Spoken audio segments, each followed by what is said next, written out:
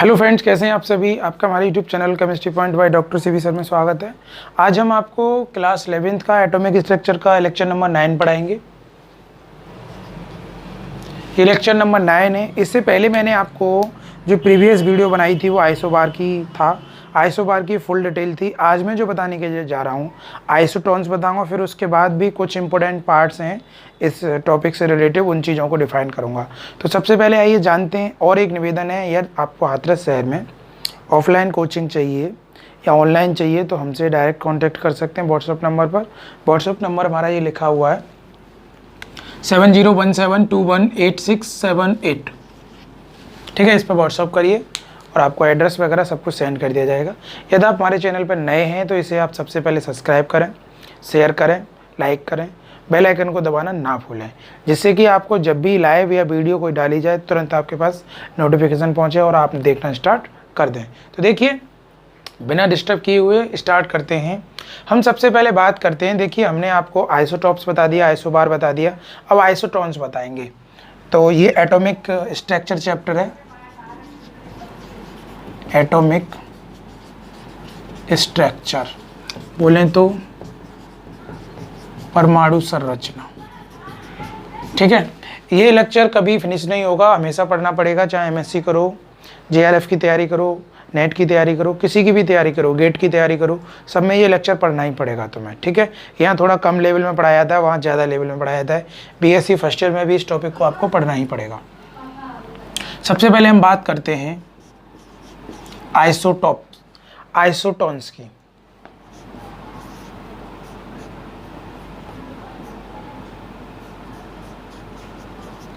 Isotones, what is this isotones? Isotones को हिंदी में क्या कहते हैं हम?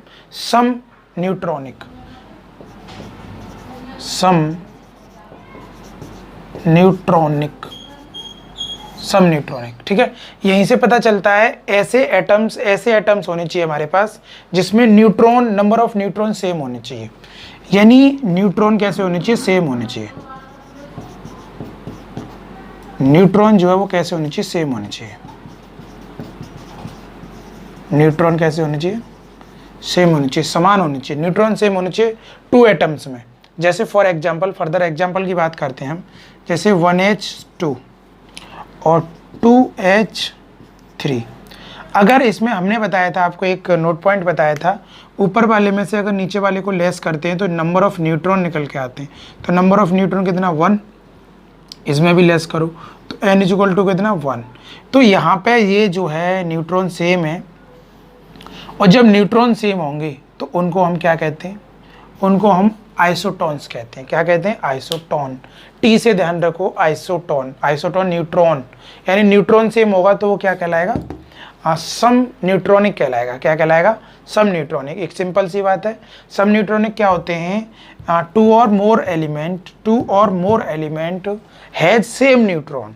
2 और more element has same neutron, it's called isotones. Simple सी बात, एक बात को ऐसे समझ लें, यानी बहुत सिंपल सी बात है। Atom of difference element which have same number of neutron, it's called isotones. अगर डेफिनेशन की बात करें तो बहुत सिंपल डेफिनेशन है, आप जरा समझेंगे। Atoms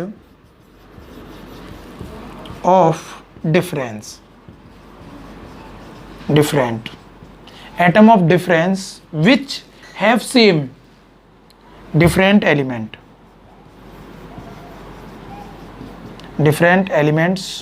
which have same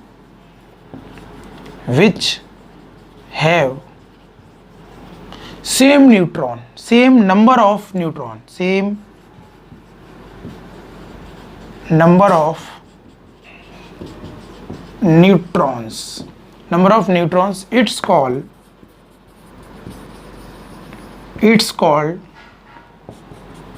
isotones. उनको हम क्या कहते हैं? आइसोटोन्स कहते हैं। वे नाभिक जिनमें न्यूट्रॉनों की संख्या समान होती है। हिंदी में अगर बोलें, वे नाभिक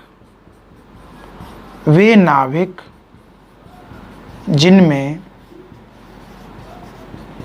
न्यूट्रॉन की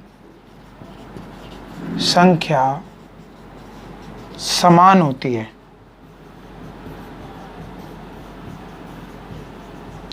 उन्हें सम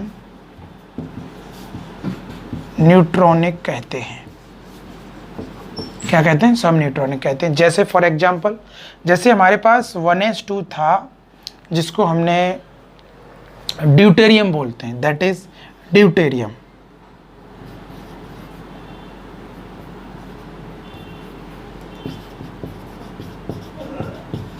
इसको हम ड्यूटेरियम कहते हैं। अगर इसका न्यूक्लियस बनाया जाए तो इसमें जो प्रोटॉन है वो 1 है, जो इलेक्ट्रॉन है वो भी 1 है, बट न्यूट्रॉन भी 1 है। न्यूक्लियस इसका बनाया जाए तो इसमें 1 ही इलेक्ट्रॉन होगा और 1 ही प्रोटॉन होगा, यानी P+N। ओके, इसी तरीके से हम अगर बात करें हीलियम की 2He3, तो इसका एटॉमिक यानी इसमें प्रोटॉन 2 है, इलेक्ट्रॉन भी 2 है।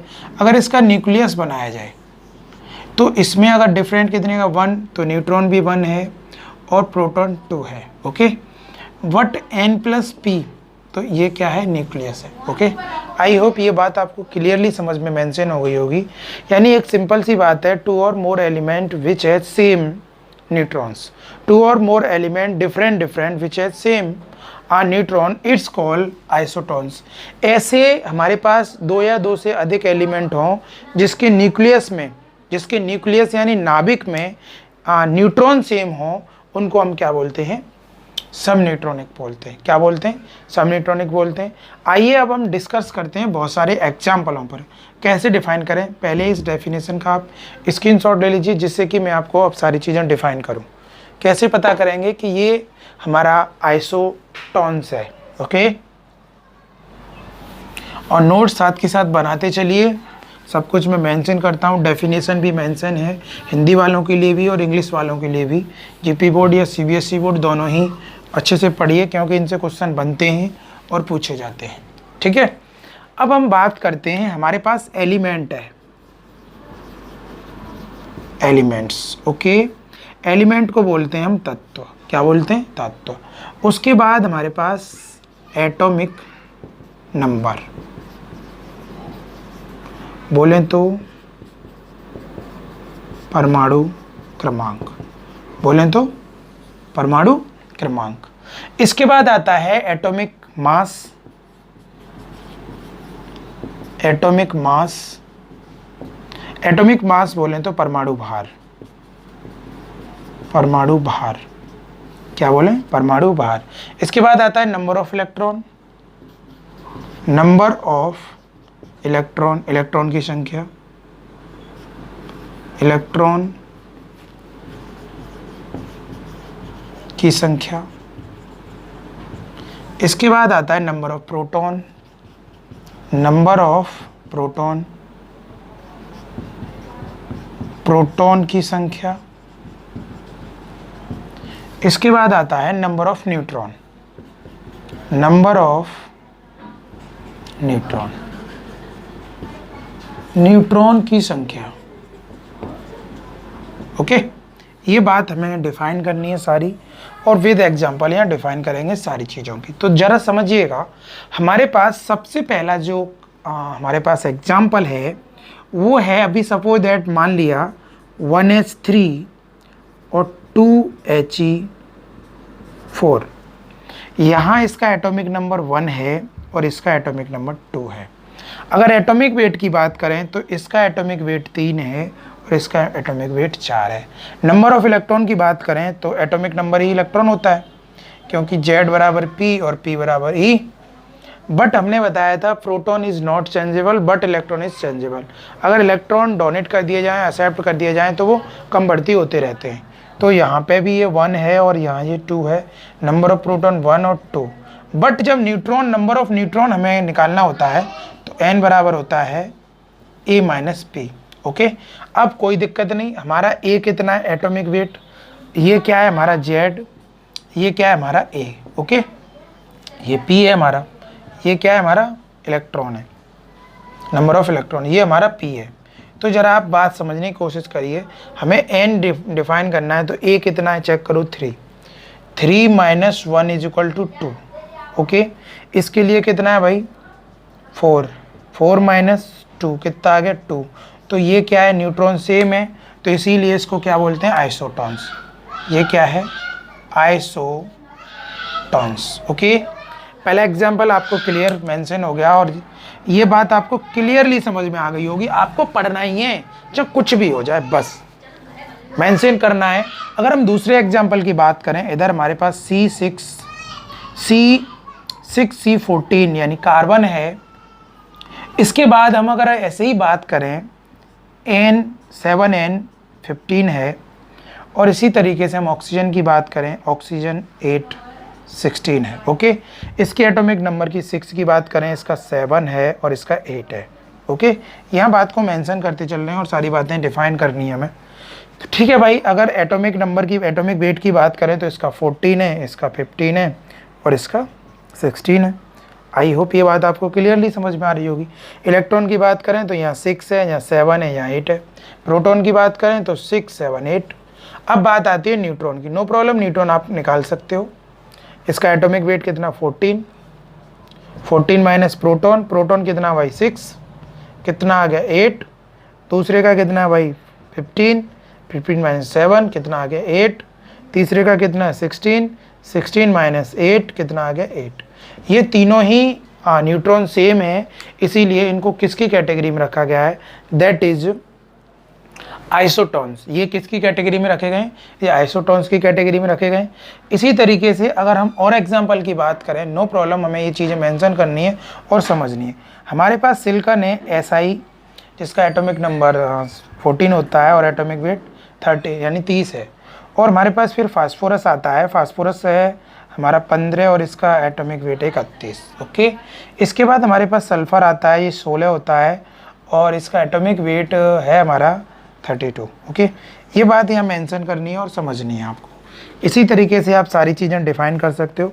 एग्जाम्पल मैंने बता दिया, और भी बहुत सारे हमारे पास एग्जाम्पल हैं इसी तरीके के। चलो इसे मेंशन कर लेते हैं। इसका एटॉमिक 14 है, ये 15 है और ये 16 है। अगर यहाँ इलेक्ट्रॉन की बात करें, नंबर ऑफ एटॉमिक वेट की बात करें तो 30 है इसका 31 है, 32 है। इलेक्ट्रॉन की बात करें, नो टेंशन, 14, 15 और 16। और यहाँ प्रोटॉन की बात करें तो 14, 15, 16। अब हमें डिफरेंट निकालना है। 30 माइनस 14 कितना आ गया भाई, आप निकाल के देख लीजिए, 16 आ गया। अगला कितना है भाई, 31 है, 31 माइनस 15 16 आ गया। 32 माइनस 15 16 कितना आ गया, 16। सभी सेम है, तो ये क्या इंडिकेट कर रहे हैं, ये क्या सेम बता रहे हैं, यहाँ न्यूट्रॉन सेम आ रहा है। जब न्यूट्रॉन सेम होगा तो उसे क्या बोलेंगे, आइसोटॉन्स। ओके, और जब प्रोटॉन सेम होंगे उसे क्या बोलेंगे, आइसोटॉन्स। ठीक है, ये बात हमें अच्छे से समझ में आती है। ये आइसोटॉन्स हो गया। जब प्रोटॉन सेम होंगे तो उन्हें क्या बोलेंगे, आइसोटॉप्स। और जब एटॉमिक वेट सेम होगा तो उसे क्या बोलेंगे। अभी मैं इसको शॉर्ट ट्रिक में भी परफॉर्मेंस दूंगा इस चीज़ की, तो आप ज़रा समझें, बहुत सिंपल सी बात है। सारी बातें एक साथ मैं डिफाइन करूंगा। अगर और एग्जाम्पल की बात करें, 2-4 एग्जाम्पल और ले लेते हैं। चलो अभी बात करते हैं, हमारे पास क्लोरीन है और इसका एटॉमिक नंबर, क्योंकि क्लोरीन भी इसका एटॉमिक नंबर से 37 है। इसके बाद हमारे पास आर्गन आता है, आर्गन 18 है और इसका एटॉमिक वेट हम 38 लिख देते हैं। और हमारे पास फिर कैल्शियम आता है, कैल्शियम 14। ओके, अगर इसमें नंबर ऑफ़ न्यूट्रॉन देखे जाएँ तो सभी सेम होंगे, बहुत सिंपल सी बात है। आप चेक कर सकते हो, इसमें कितना 20 है और इसमें कितना 20 है और यहाँ पे भी देख लो 20 है। तो आप सारी एग्जांपल इसी के द्वारा आप डिफाइन कर सकते हैं। आप ये बातें समझ के होंगे। तो हमें यहाँ पे ये जानकारी मिली। अब मैं इसके प्रॉपर्टीज़ की बात करूँ, इसके कैरेक्टर की बात करूँ कि भाई इसकी प्रॉपर्टीज़ क्या क्या हो सकती हैं। इसकी प्रॉपर्टीज़ की बात करूँ मैं, इसके कैरेक्टर्स की बात करूँ, प्रॉपर्टीज़ यहीं से बात मेंशन करते हैं प्रॉपर्टीज़ में। सबसे पहली प्रॉपर्टीज़ है any element different atomic number, यानी कोई भी एटम्स होगा उसका एटॉमिक नंबर डिफरेंट होगा। दूसरी बात करें, यानी all element atomic weight different, इसका सभी का एटॉमिक वेट कैसा होगा, डिफरेंट होगा। तीसरी बात करें, only same number of neutron, केवल न्यूट्रॉन सेम होंगे। क्या सेम होंगे, न्यूट्रॉन सेम होंगे। ये 3 बहुत बड़ी प्रॉपर्टीज़ हैं अपने आप में। सबसे पहली प्रॉपर्टीज़ है सबका एटॉमिक नंबर डिफरेंट होगा, सबका एटॉमिक वेट डिफरेंट होगा और ईच एलिमेंट डिफरेंट, यानी प्रत्येक एलिमेंट अलग अलग होगा। ये अपने आप तुम्हें प्रॉपर्टीज़ मेंशन करनी है। ये बात आपको अच्छे से समझ में आ गई होगी। अब मैं नेक्स्ट टॉपिक की ओर अगले में चलते हैं, तो इसका आप स्क्रीनशॉट ले लो सबसे पहले अच्छे से, फिर इसे मेंशन करिए और तुरंत की तुरंत नोट करते चलिए ये सारी चीज़ों को। ओके, अब हमारा नेक्स्ट आने वाला जो टॉपिक है, अब जो हम पढ़ाने के लिए जा रहे हैं आइसोटोन्स के बाद में, वो पढ़ाएंगे हम आपको isoelectronic. Isoelectronic, what is this isoelectronic, word new है और इससे क्वेश्चन बनते हैं, पूछे भी जाते हैं कि आइसोटोन्स आइसोइलेक्ट्रॉनिक क्या होते हैं। बड़ी गजब की बात है, आज जो बताने के लिए जा रहा हूँ मैं बहुत गजब की बात बताऊँगा और ये आपको सीखनी है कि ये गजब की बात क्यों है। ठीक है, ये गजब की बात क्यों है और बहुत अच्छे से समझना है क्या है। फिर मैं अब तक जो 4 चीज़ें बता चुका हूँ, इसके बाद 2-3 टॉपिक और हैं इसी से रिलेटिव, वो भी मैं बताऊँगा। तो इनको भी मैं शॉर्ट ट्रिक में भी परफॉर्मेंस दूंगा इन सारी चीज़ों की, और ये समझनी है आपको। ओके,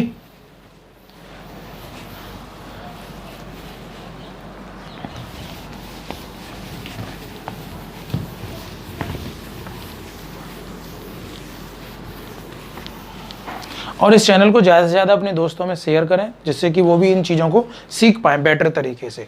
तो अब हम बात करते हैं आइसोइलेक्ट्रॉनिक की। किसकी बात करते हैं? आइसोइलेक्ट्रॉनिक।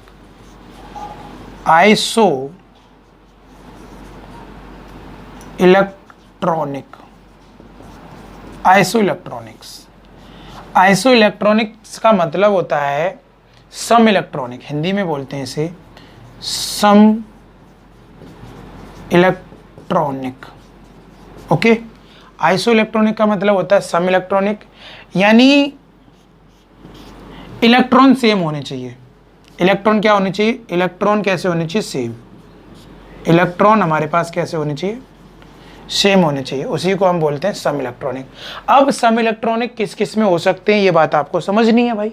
आप सबसे पहले आप ये बात समझें, ये कितनी चीज इनको परफॉर्मेंस दे सकती हैं, कहाँ कहाँ इलेक्ट्रॉन सेम हो सकते हैं, कैसे कैसे इलेक्ट्रॉनों की बातें हम मान सकते हैं। सम इलेक्ट्रॉनिक का मतलब यहाँ से समझें, ये एटम्स में हो सकते हैं। एटम्स बोलें तो अणु, ठीक है, सॉरी एटम्स बोलें तो परमाणु। ये एटम्स आयन में हो सकते हैं, यानी ये आयन में हो सकते हैं, एटम आयन। अब एटम आयन जो होते हैं वो 2 टाइप्स के होते हैं। एटम आयन जो होते हैं वो 2 टाइप्स के होते हैं, जिसे परमाणु आयन कहते हैं, इसे बोलते हैं हम परमाणु आयन। परमाणु आयन बोलते हैं, एटम्स आयन में हो सकते हैं। अब ये जो होता है ये होता है R2 टाइप्स। R2 टाइप्स, ये 2 टाइप्स का होता है। एक होता है कैटायन, इसे बोलते हैं हम धनायन। एक होता है एनायन, एनायन जिसे हम बोलते हैं ऋणायन।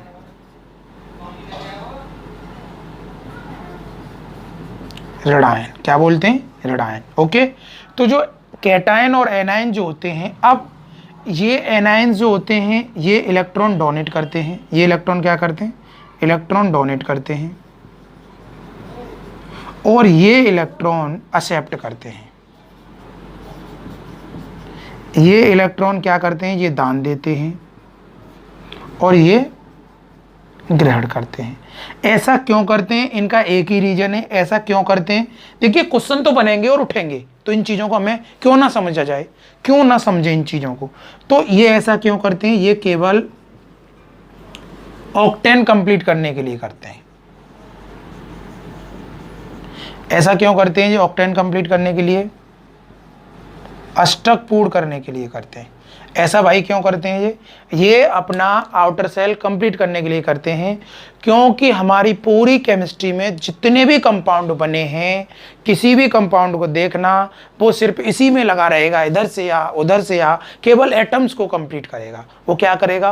वो एटम्स को कंप्लीट करेगा, यानी अपनी आउटर सेल को कंप्लीट करेगा। Each element chemistry outer shell incomplete, यानी वो केवल ये देखेगा कि मेरा केवल क्या होना चाहिए, पूरा मेरा आउटर सेल कंप्लीट होना चाहिए, बस मुझे दुनियादारी से कोई मतलब नहीं है, मेरा तो आउटर सेल कंप्लीट होना चाहिए।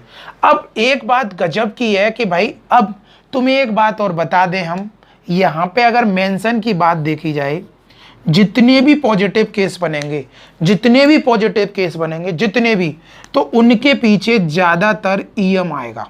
क्या आएगा? ईएम, और या फिर इल आएगा, YL, इल। ठीक है, जैसे फॉर एग्जाम्पल, फर्दर एग्जाम्पल की बात करें हम, जैसे कोई भी मेटल ले लो, जैसे सोडियम, कुछ एक्सेप्शन केस भी हैं, कुछ एक्सेप्शन केस भी हैं, एक्सेप्शन की ओर मत जाना, तुम सीधे एक्सेप्शन पे पहुंच जाओ, ऐसा नहीं करना। जितनी भी मेटल है उनके नाम लेके देखना, जैसे सोडियम है, सोडियम, पीछे ईएम आ रहा है, कैल्शियम है, और जैसे कुछ जैसे मिथाइल होता है, मिथाइल ये पॉजिटिव केस में आता है। एसिटिल है, एसिटिल, एसिटिल, एसिटिल होता है CH3CO पॉजिटिव, ठीक है। अब मिथाइल CH3+, ये केस हमेशा केवल दो ही चीज़ें हैं जो पॉजिटिव कैरेक्टर को बताएंगी, वो है अगर किसी के लास्ट में ईएम आता है तो वो डायरेक्टर पॉजिटिव होगा। और तुम बोलो कार्बन, भाई कार्बन दोनों नेचर रखती है, पॉजिटिव भी रखती है, नेगेटिव डिफाइन ही नहीं हुई आज तक, तो कभी इलेक्ट्रॉन एक्सेप्ट करेगा तो अलग बनेगा और नहीं करेगा तो अलग बनेगा। केस कुछ एक्सेप्शन भी हैं, एक्सेप्शन की ओर मत जाओ, पहले समझो इस चीज़ को। तो ये बात पता चली कि पॉजिटिव नेगेटिव। अगर हम एनाइन की बात करें, यहाँ हमारी बात बहुत गजब की चल रही है, अगर हम एनाइन की बात करें तो जरा समझिए, एग्जाम्पल लेके मैं बात करता हूँ। एनाइन क्या होते हैं, जैसे हमने सल्फेट लिया, सल्फाइड लिया, सल्फाइड, सल्फाइड होता है S-2, जिनके पीछे क्या आता है, इड आता है, इड, वो हमेशा नेगेटिव होंगे, वो हमेशा नेगेटिव होंगे। क्लोराइड, ब्रोमाइड, आयोडाइड, नाइट्राइड, बहुत सारे बहुत सारे। अगर सल्फाइट SO3-2, पीछे आ रहा है इट, यानी इट, हमेशा ध्यान रखें। बहुत सारी चीजें ऐसी हैं, जैसे क्लोराइड, ब्रोमाइड, इट आएगा, क्लोराइड, ब्रोमाइड, आयोडाइड, इट। अगर किसी के पीछे इट आता है वो 100% नेगेटिव कैरेक्टर में होगा। और अगर जहां इट आ रहा है, इट आ रहा है, तो एक बात ध्यान रखना, इट वहीं आएगा वहां उसमें ऑक्सीजन 100% होगा। और इड के कुछ केसों में ही ऑक्सीजन आता है, जैसे हाइड्रोक्साइड ऑक्सीजन आएगा, ऑक्साइड ऑक्सीजन आएगा, बट अदरवाइज किसी भी केस में ऑक्सीजन नहीं आता। ये बात याद रखनी है आपको, और आपको जोश के साथ पढ़ना है। अगर मैं तीसरे केस की बात करूं, सल्फेट SO3, SO4-2, और जिनके पीछे 8 आता है, क्या आता है, 8, तो वो भी नेगेटिव होंगे। तो अभी अभी हमारी बात कहाँ चल रही थी, हम कहाँ पहुंचे, ये सारी चीज़ों की जानकारी बहुत ज़रूरी है, इसलिए मैंने ये सारी चीज़ें आपको मेंशन करके बताई कि नेगेटिव कैसे पता करेंगे, पॉजिटिव कैसे पता करेंगे। नो डेफिनेशन, अभी डेफिनेशन आई। अब हम बात करते हैं पॉजिटिव नेगेटिव, पूरी डिफाइन बात हो गई। अब हम बात करते हैं इसको सम न्यूट्रॉनिक, यानी इसको आइसो न्यूट्रॉनिक क्यों कहा। एक बात, मेरी बात का जवाब दें। मैंने अभी तो क्या बोला कि भाई ये एटम्स में हो सकता है, ये आयंस में हो सकता है, ये मॉलिक्यूल्स में भी हो सकता है। किस में हो सकता है, मॉलिक्यूल्स में भी हो सकता है, मॉलिक्यूलर में भी हो सकता है। मॉलिक्यूलर बोले तो अणु में भी हो सकते हैं, और ये कंपाउंड में भी हो सकता है। कंपाउंड बोले तो यौगिक में भी हो सकता है।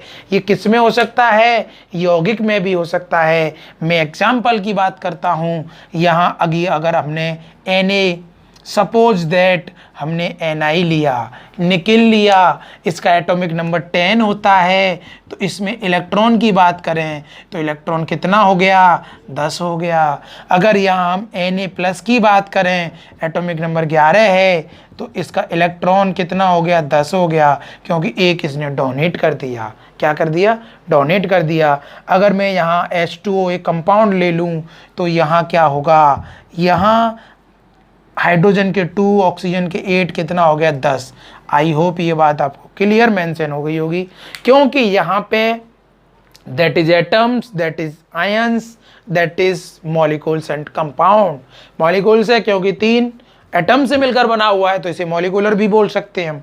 तो ये बात मेंशन हो गई होगी कि भाई क्या होते हैं आइसो इलेक्ट्रॉनिक। सिंपल सी बात है। डेफिनेशन की बात करें, यानी डेफिनेशन की बात करें, atoms, atom, ion and molecular and compound which has same electron, which has same electron, it's called iso iso electronic, उनको क्या कहते हैं हम, आइसो इलेक्ट्रॉनिक कहते हैं। इसका आप स्क्रीनशॉट ले लीजिए, मैं अब डेफिनेशन की ओर चलूंगा। ओके, सारी बातें क्लियर हो गई होंगी आपकी, कहाँ पे क्या होता है।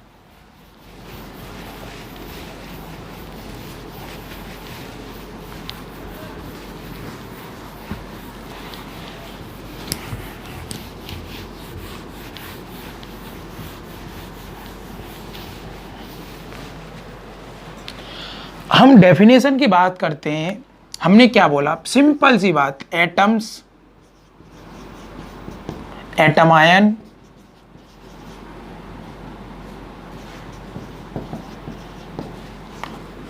Molecular, compound,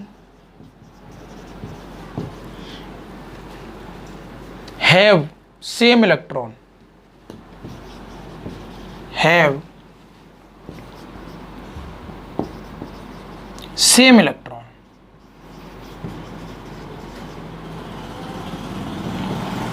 It's called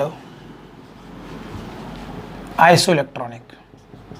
Isoelectronic यानी वे परमाणु आयन यौगिक तत्व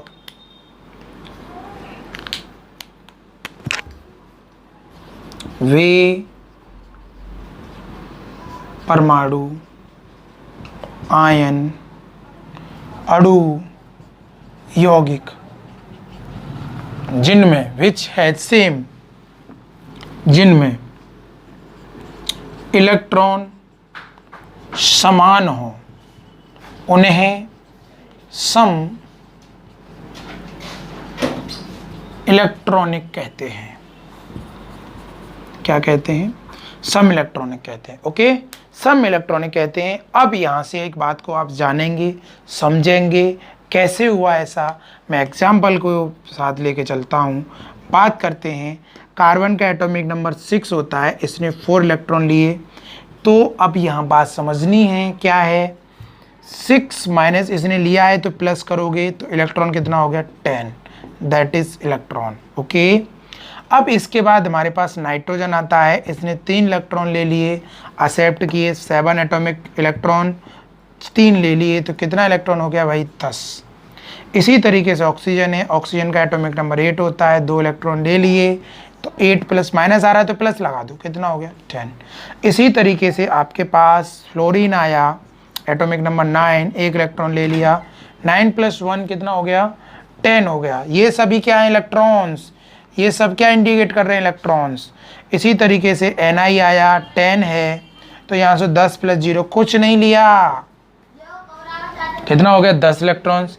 इसके बाद हमारे पास सोडियम आता है कि 11 होता है, 1 इलेक्ट्रॉन डोनेट कर दिया, डोनेट करने का मतलब माइनस, कितना हो गया, 10। इसी तरीके से हमारे पास Mg आता है, एटॉमिक नंबर 12 होता है और इसने 2 इलेक्ट्रॉन डोनेट किए, 12 में से 2 जाएगा तो कितना बचा, 10। इलेक्ट्रॉन कैसे आ रहे हैं, सेम आ रहे हैं। इलेक्ट्रॉन कैसे आ रहे हैं, सेम आ रहे हैं। तो इलेक्ट्रॉन सेम है तो इन्हें क्या बोलेंगे, आइसो इलेक्ट्रॉनिक। क्या बोलेंगे, आइसो इलेक्ट्रॉनिक। इसी तरीके से एल्युमिनियम आता है, एटॉमिक नंबर कितना होता है, 13 और इसने 3 इलेक्ट्रॉन डोनेट कर दिए, 3 इलेक्ट्रॉन डोनेट कर दिए तो 13 - 3 कितना इलेक्ट्रॉन आ गया, 10 आ गया। इस समय सिलिकॉन आता है, कितने इलेक्ट्रॉन डोनेट किए, 14, कितना बचा, 14 - 4 10। ओके, ये बात आपको समझ में आ रही होगी कि इलेक्ट्रॉन, ये सभी किसके एग्जाम्पल हैं, दैट इज आइसो इलेक्ट्रॉनिक। इन सभी को हम क्या कहते हैं, दैट इज आइसो इलेक्ट्रॉनिक। ये बात क्लियर मेंशन कर लीजिए, दैट इज आइसो इलेक्ट्रॉनिक। ये बात हमें बिल्कुल मेंशन से समझ में आती है, ये हमारे क्या हैं, आइसो इलेक्ट्रॉनिक हैं। अगर हम और बात डीपली बात करें, जैसे हमारे पास पोटेशियम है, पोटेशियम क्या करेगा, 1 इलेक्ट्रॉन यहाँ आउटर सेल से डोनेट करेगा, 1 इलेक्ट्रॉन डोनेट करेगा। जब 1 इलेक्ट्रॉन ये डोनेट कर देगा तो 19 - 1 कितना बचा, 18। कितना इलेक्ट्रॉन हो गया, 18 इलेक्ट्रॉन। इसी तरीके से अगर कैल्शियम आता है तो कैल्शियम का एटॉमिक नंबर कितना होता है, 20 होता है और ये 2 इलेक्ट्रॉन डोनेट करेगा तो 20 - 2 कितना आएगा, 18। आई होप यहाँ भी दोनों इलेक्ट्रॉन सेम है, तो क्या बोलेंगे इसको बोलेंगे आइसो इलेक्ट्रॉनिक। क्या बोलेंगे? Iso electronic. इसी तरीके से अगर मैं और एग्जांपल की बात करूँ आपसे, बहुत सिंपल नॉर्मल सी बात है, ये बात सारी समझ में आ। इसी तरीके से अगर मैं कार्बोनेट की बात करूँ, 2 इलेक्ट्रॉन डोनेट कर दिए, कार्बन का कितना होता है 6, ऑक्सीजन का 8 इंटू 3, 2 इलेक्ट्रॉन क्या लिए एक्सेप्ट कर लिए, +2, टोटल कितना हो गया जोड़ लिया 8 थी 24, 24 और 8 कितना हो गया, ये हो गया 6 + 2 + 24, टोटल ऐड करिए कितना हो गया 32। इलेक्ट्रॉन कितना आ गया 32 आ गया। इसी तरीके से अगर हम नाइट्रेट की बात करें, किसकी बात करें? Nitrate, NO3-1। NO3-1 का मतलब क्या है? नाइट्रोजन का 7 हो गया, 3 × 8 + 1, तो 7 8 थी 24 + 1, टोटल ऐड करिए कितना हो गया 32। तो यहाँ पे भी इलेक्ट्रॉन कितने हैं 32 हैं। ये बात आपको समझ में आ गई होगी। तो ये हमारा टॉपिक कंप्लीट होता है। इसके बाद हम नेक्स्ट पार्ट में मिलते हैं। तब तक के लिए जय हिंद, जय भारत।